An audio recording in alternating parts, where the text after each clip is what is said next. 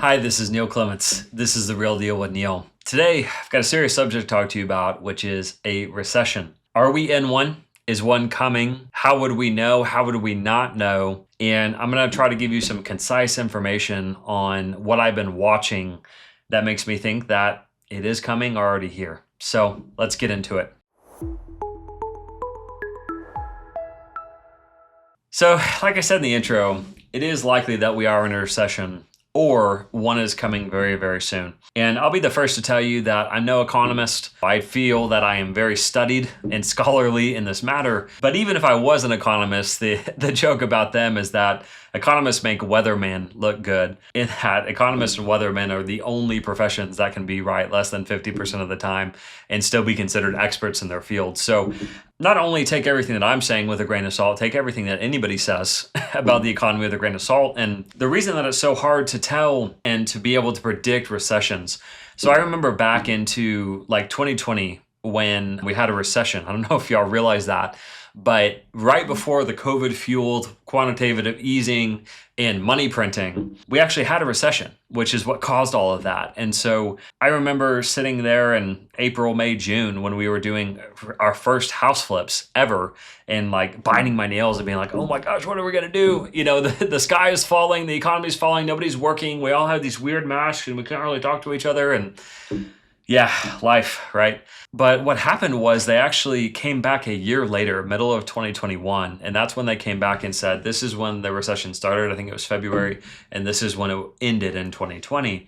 And the reason I tell you that is because the only way to like predict or know you're in a recession is you have to go a year or two later and you have to look back. A recession is a very lagging measure and you don't really know you're in one, and one won't be necessarily announced until a year later. So I wanted to make this video so that I can give you a few statistics on how to decide for yourself where we are, where the economy is going. So let's start with the first thing to look at. So there's an article that just came out last week that said that 22 out of 50 of the United States are currently in recession. And so what that means is almost half of our nation is currently in recession. And the article also stated that if New York or California, which are both barely just treading water at this point, if they go into recession, then our whole economy, our whole United States economy will be in a full-blown recession. And so the interesting thing for us to know about real estate investing is that there are hyperlocal markets or micro markets within states that are already in a recession. There are states as well, whole states that are already in recession, but yet there are other states that aren't in recession.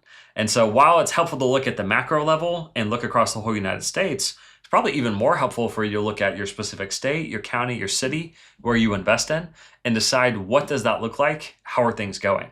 Number two is that the Fed is reducing rates.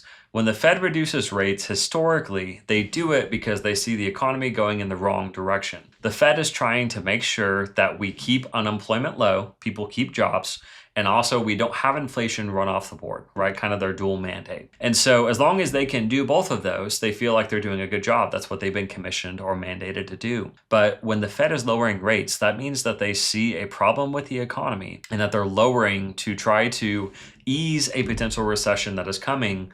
Either it's happening now or it's coming soon. Now, that's not 100% reliable as far as an indicator, but normally the Fed does not cut rates unless something bad is coming. Just know that. Number three, automobile delinquencies. Auto delinquencies, as far as late payments, are just as high or approaching levels of 2009. Do we remember what happened in 08, 09? Well, one of the biggest recessions of my lifetime for sure. And so when we look at it that way, we think about, oh gosh, if people aren't paying for their vehicles right now, how do they go to work? If their car gets repossessed, how are they going to work? And so that is really concerning because once we see auto delinquencies start happening and they start getting to 2009 levels, we know that something is coming because you don't start getting late on your auto unless something else in your life has happened, whether you lost a job, you're over leveraged due to debt burdens, which is a lot of America. And so we have to watch that because once you stop paying for your car, then you stop paying for your house and then everything cycles. It's not a good thing. Number four is an inverted yield curve.